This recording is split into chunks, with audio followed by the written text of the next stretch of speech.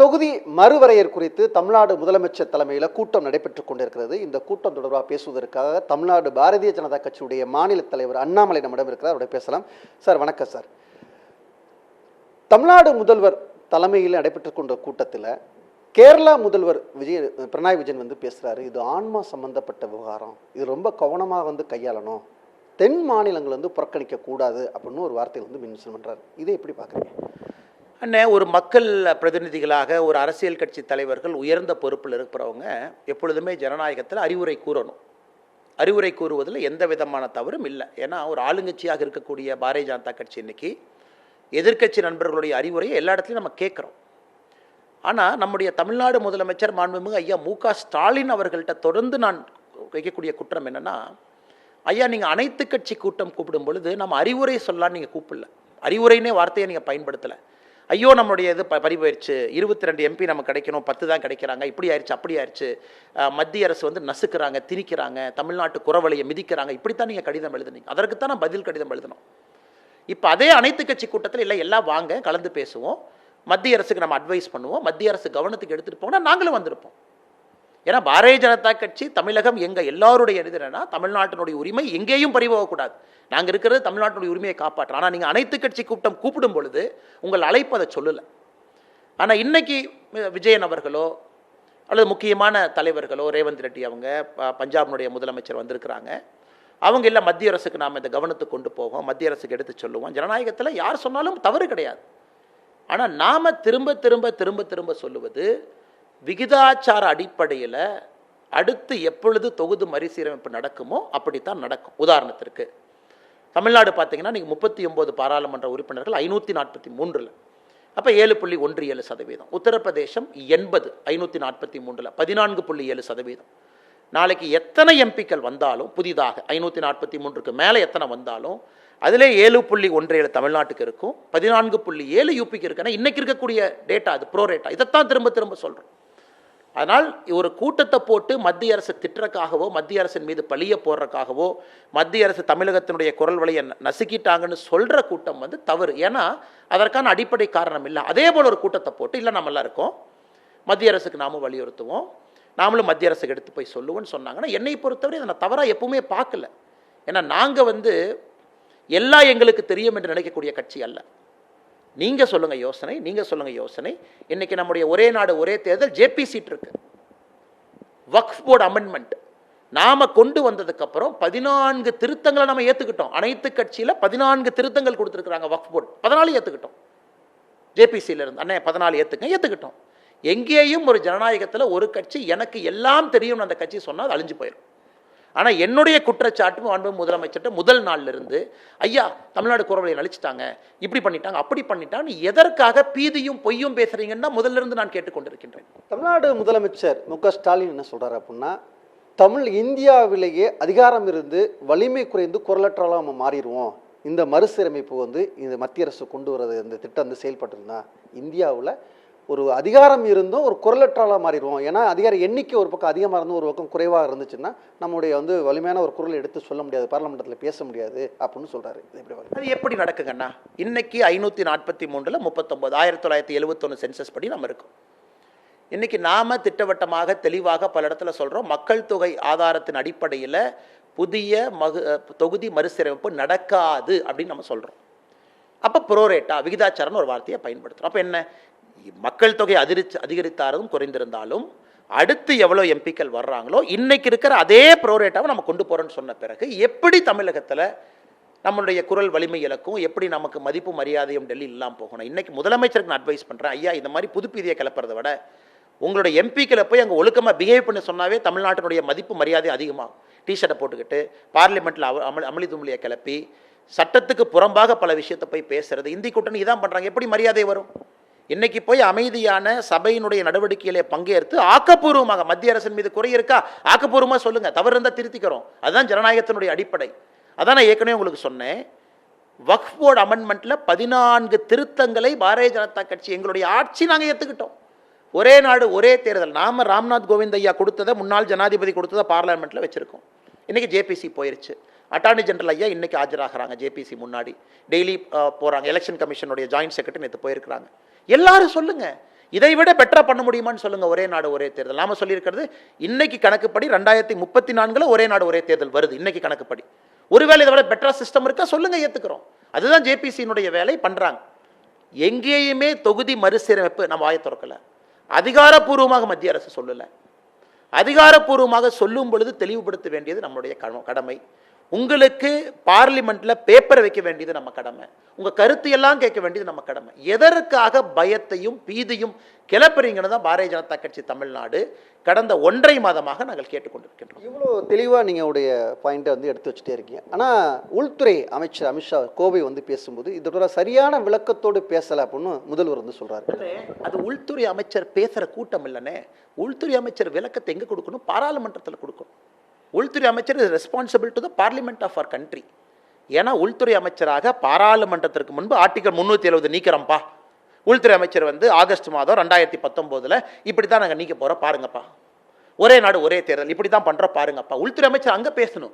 பாரதிய ஜனதா கட்சியினுடைய கட்சி அலுவலகத்தை திறக்க வந்த உள்துறை அமைச்சர் அவர்கள் அங்கே இருக்கக்கூடிய பாரதிய ஜனதா கட்சியினுடைய தொண்டர்களுக்கு பேசும் பொழுது எதுக்கெல்லாம் பயப்படுறீங்க? ப்ரோரேட்டா தம்பி அண்ணாமலை நீ சொல்லுப்பா, அது என்ன நீ சொல்லுப்பா, நான் போய் ஐயா விகிதாச்சாரம் அப்படின்னு சொல்லிட்டு வந்தோம். அது உள்துறை அமைச்சர் பேச வேண்டிய இடமே இல்லை. உள்துறை அமைச்சர் பேச வேண்டிய இடம் பாராளுமன்றம். பாராளுமன்றத்தில் பேசிய பிறகு முதலமைச்சருக்கு பிரச்சனை இருக்கா கூப்பிட்டு எல்லாரும் சேர்ந்து போகலாம். தமிழ்நாடு பாரதிய ஜனதா கட்சி கூட கூட்டிட்டு போட்டோம்.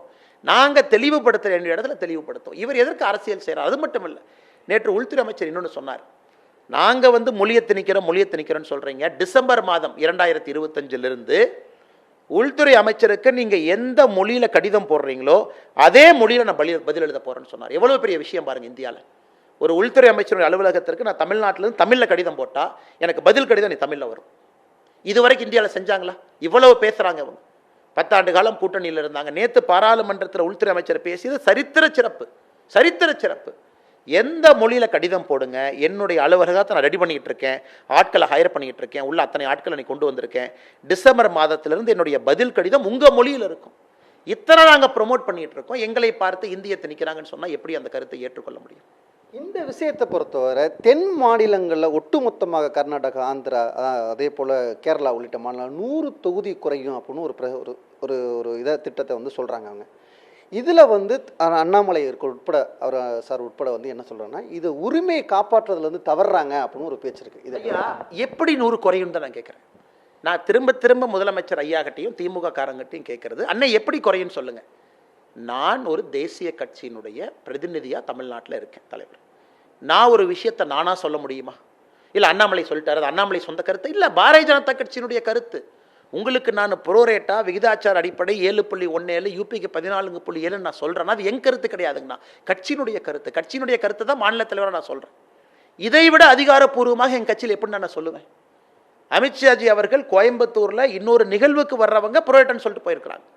பாராளுமன்றத்தில் அமித்ஷாஜி பதில் சொல்ல வேண்டிய நேரத்தில் எக்ஸ்பிளைன் பண்ண போகிறாங்க. இதை விட அதிகாரப்பூர்வமாக நாங்கள் எங்கே சொல்கிறது? கட்சி சார்பாக நான் சொல்கிறேன், தமிழ்நாட்டில் கவர்மெண்ட் சார்பாக அமித்ஷாஜி சொல்கிறாரு. நாங்கள் எப்போ டீலிமிட்டேஷனுங்கிற வார்த்தையை பார்லிமெண்ட்டில் பயன்படுத்துகிறோமோ அமித்ஷாஜி சொல்ல கடமைப்பட்டிருக்கின்றார், சொல்லுவார். அப்படி இருக்கும் பொழுது 100 குறையுது, தமிழ்நாட்டுக்கு 12 குறையுது, யார் சொல்கிறாங்கன்னு நான் கேட்குறேங்கண்ணா.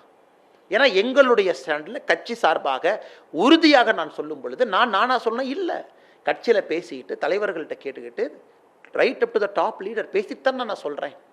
உங்கள் சேனல் புதிய தலைமுறையில் நீங்கள் கேட்குற கேள்விக்கு நான் பதில் சொல்கிறேன்னா அண்ணாமலையா சொல்கிறேன்னா, இல்லை மாநில தலைவர் பாரதிய ஜனதா கட்சி தமிழ்நாடு சொல்கிறேன்னா மாநில தலைவர் பாரதிய ஜனதா கட்சி தமிழ்நாடு சொல்கிறேன். இல்லை என் சொந்த கருத்தை இல்லையே, என் சொந்த கருத்துன்னு எப்படி சொல்ல முடியும்? இதுதான் அதிகாரப்பூர்வமாக கட்சியினுடைய கருத்து. பார்லிமெண்ட்டில் கவர்மெண்ட் சொல்லுவாங்க. அமித்ஷாஜி அவர்கள் உள்துறை அமைச்சராக பார்லிமெண்ட்டில் என்னைக்கு டீலிமிட்டேஷனோ நாங்கள் சொல்லத்தான் போகிறோம். அப்படி இருக்கும் பொழுது யாருக்கும் பாதிப்பு இல்லாதப்ப இந்த 100 சீட்டு குறையுதுங்கிறது எங்கிருந்து வருதுங்கண்ணா? அதான் எனக்கு புரியல. அதையும் பிரைம் மினிஸ்டர் அவங்க தெளிவாக ஆந்திராவில் எலெக்ஷன் பிரச்சாரத்தப்ப சொன்னாங்க. காங்கிரஸ் கட்சியினுடைய கனவு எப்பொழுதுமே பலிக்காது. காங்கிரஸ் கட்சிக்காரர் எப்பவுமே என்ன சொல்கிறான்? மக்கள் தொகை அடிப்படையில் எம்பிங்கிறான்.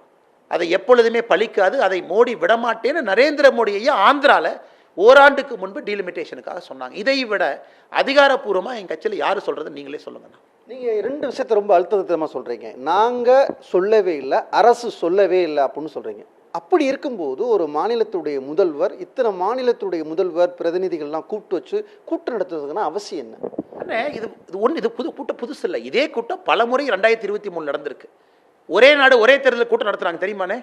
ஒரே நாடு ஒரே தேர்தலில் கூட்டம் நடத்துகிறாங்க. டெல்லியில் இண்டி கூட்டணி நடத்துனாங்க. இத்தனை பேர் போய் உட்கார்ந்தாங்க, தமிழ்நாட்டிலிருந்து போனாங்க. கடைசியாக ஒரே நாடு ஒரே தேர்தல் பார்லிமெண்ட்டில் நாங்கள் சொன்னது வேற. இவங்க வந்து என்னடா அது வட போச்சே, டீ செலவு தான் ஆச்சேன்னு. அதே மாதிரி தான் இன்றைக்கி இந்த கூட்டமும். நாங்கள் சொல்லும் பொழுது பத்திரிகை நண்பர்களாக இருக்கட்டும், இந்திய மக்களாக இருக்கட்டும், இந்திய பிரஜைகளாக இருக்கட்டும், அரசியல் கட்சி தலைவர்களாக இருக்கட்டும், சொல்கிறது எங்களுடைய கடமைங்கண்ணா. கிளாரிஃபிகேஷன். கேள்வி கேட்பது அவங்க உரிமை. கேள்வி கேளுங்க. பிரச்சனை இருக்கா, பாராளுமன்றத்துக்கு நல்ல யோசனை சொல்லுங்க. அண்ணே இப்படி திருத்தலாமா, நீங்கள் ஒரே நாடு ஒரே தேர்தல் சொன்னீங்க, கொஞ்சம் மாற்றலாமா சொல்லுங்க. அப்படித்தான் ஒரு ஜனநாயகம் ஃபங்க்ஷன் ஆகும். நாங்கள் சொல்லாதப்ப இதைத்தான் சொல்லுவாங்களோ. அது முதலமைச்சர் கடிதம் இதோடு நிற்கல. எனக்கு 2 விதமான தகவல் வந்திருக்கிறது. முதல் தகவல் அடிப்படையில் இப்படி, 2வது தகவல் அடிப்படை. அதான் முதலமைச்சர் கேட்குறேன், ஐயா சொல்லுங்க, யார் சொன்னாங்கன்னு சொல்லுங்க, நான் போய் சட்டை பிடிச்சி இழுத்துட்டு வரேன். டெல்லியில் சொன்னாரா, நான் டெல்லிக்கு ஃப்ளைட்டை போய் பிடிச்சி சட்டை பிடிச்சி இழுத்துட்டு செக்ரட்டரியேட் நான் கூட்டு வரேன். எப்படி அந்த முதலமைச்சருக்கு நீ கடிதம் எழுதுனா சொல்லியான்? அதுக்கும் சொல்ல மாட்டாரு. தகவலும் யாரும் கொடுக்கல. மத்திய அரசு சொல்லிச்சு முதலமைச்சர் சொன்னா எப்படி அந்த கருத்தை ஏத்துக்கிறதுனா? நீங்க உங்களுடைய பேச்சு சாராம்சத்தில் 2 விதமான தொகுதி சீரமைப்பு சொல்லுங்க. விகிதாச்சார அடிப்படையில், மக்கள் தொகை அடிப்படையில் கொண்டு வருவோம் அப்படின்னு சொல்றீங்க. அப்படி கொண்டு வந்தால் இல்லை, எங்களுடைய பேச்சு சாராம்சத்தில் ஒருவேளை தொகுதி மறுவரிசை திட்டம் இருந்து அப்படி வரும் பட்சத்தில் நான் உங்களுக்கு தெளிவாக சொல்லிட்டேன். அது 800 சீட்டோ 900 சீட்டோ 1000 சீட்டோ எத்தனை எம்பி வருதோ அது ப்ரோ ரேட்டா. தமிழ்நாட்டுக்கு 7.17 நமக்கு எம்பி, யூபிக்கு 14.7 அவங்க எம்பியே. இன்னைக்கு அந்த ரேஷியோ தான் இருக்கு. யூபி 80 இருக்கிறாங்க, 543, 14.7. நாம 39 இருக்கிறோம், 7.17. இதுதான் நாளைக்கு மெயின்டைன் ஆகும். அப்படி இருக்கும் பொழுது எந்த மாநிலமும் ஏறாது, எந்த மாநிலமும் குறையாது. இதுதான் புரோரேட்டாவுடைய அர்த்தமே. இன்னும் அவங்க திருப்பி என்ன சொல்றாங்கன்னா, நாங்கள் வந்து மக்கள் தொகை ரொம்ப கட்டுப்படுத்தணும், அதுக்கு தண்டனையா இது, வட மாநிலங்களில் வந்து கட்டுப்படுத்தலை அப்படின்னு சொல்றாங்க. அண்ணே, என் கையில் ஒரு முயல் இருக்குண்ணே, என் தோட்டத்து முயல். புதிய தலைமுறை அண்ணங்கிட்ட சொல்கிறேன்னே, கால் 1, கால் 2, கால் 3, கால் 4. இந்த முயலுக்கு 4 கால் ஒரு தலை காமிச்சிட்டேன். ஸ்டாலின் ஏதாவது சொல்கிறேன், இல்லை இந்த முயலுக்கு 3 கால் தான் இருக்குது பாரு, 1, 2, 3. நான் சொல்கிறேன், அண்ணே இல்லைண்ணே இந்த முயலுக்கு 1, 2, 3, 4 கால் இருக்குன்னா என் முயல்னு. இதுக்கு எப்படி நான் பதில் சொல்லுவேன்? இன்னைக்கு எங்களுடைய ஆர்கியூமெண்ட் பிஜேபிக்கும் டிஎம்கேக்கு எப்படி இருக்குன்னா, அண்ணே தொகுதி மறுசீரமைப்பு நடக்கும் பொழுது புரோரேட்டா விகிதாச்சார அடிப்படை யாருக்கும் பாதிப்பு இருக்காது, இதே மாதிரி தான் சீட் இன்க்ரீஸ் ஆகும். பாருண்ணே 4 முயல், 1, 2, 3, 4. முதலமைச்சர் சொல்கிறானே, 2 வாழைப்பழம் வாங்கிட்டு வந்தீங்க, ஒரு வாழைப்பழம் இங்கே இருக்குது, இன்னொரு வாழைப்பழம் இங்கே இருக்குது, அதானே இதுன்னு சொல்கிற கதையாக இருக்குது. அண்ணே நாங்கள் மக்கள் தொகைங்கிற வார்த்தையை பயன்படுத்தவில்லை. நான் நார்த்துக்கு ஒரு மாடல், சவுத்துக்கு ஒரு மாடல்னு சொல்லவே இல்லை. புரோரேட்டா சவுத்துக்கு மட்டும், நார்த்துக்கு பாப்புலேஷன் சொல்லவே இல்லை. புரோரேட்டனா இந்தியா முழுவதும் 28 மாநிலம் எல்லாத்துக்கும் ஒரே மாடல் தான், அது புரோரேட்டா. அது உங்களுக்கு இன்னும் ஒரு படி மேலே போய் யூபிக்கு 80 சீட் இருக்கு, 7. தமிழ்நாடு 7.17, யூபிக்கு 14.7ன்னு சொன்னதுக்கப்புறம் நாளைக்கு இன்க்ரீஸ் ஆகும்போது அதே ரேஷியோ தான் இன்க்ரீஸ் ஆகும். இதில் என்ன குழப்பம் எனக்கு தெரியலையாங்கண்ணா. ஸோ இது எப்படின்னா, செந்தில் கவுண்டமணி காமெடி மாதிரி தான் இன்றைக்கி அனைத்து கட்சி கூட்டம். அண்ணே 2 வாழைப்பழம் வாங்கிட்டு வந்தீங்க, ஒரு வாழைப்பழம் இங்கே இருக்குது, ஒரு வாழைப்பழம் இங்கே, உடனே ரேவந்த் ரெட்டி சார் என்ன சொல்கிறார், அதானே இது அப்படிங்கிறார். அப்படி தானே இந்த கூட்டம் நடந்துட்டு இருக்கு. தேங்க்யூ அண்ணே, தேங்க்யூ. இந்த திட்டத்தை நாங்கள் இன்னும் கொண்டு வரவே இல்லை, அதற்கான அறிவிப்பே நாங்கள் கொடுக்கவில்லை. ஒருவேளை கொண்டு வரும் பட்சத்தில் அவர்கள் மீது கருத்துக்களை கேட்டு அது உரிய முடிவு செய்யப்படும் என்று சொல்லியிருக்காங்க. புதிய தலைமுறைக்காக ஒளிப்பதிவாளர் ஐயப்பன், செய்தியாளர் ஆனந்தன்.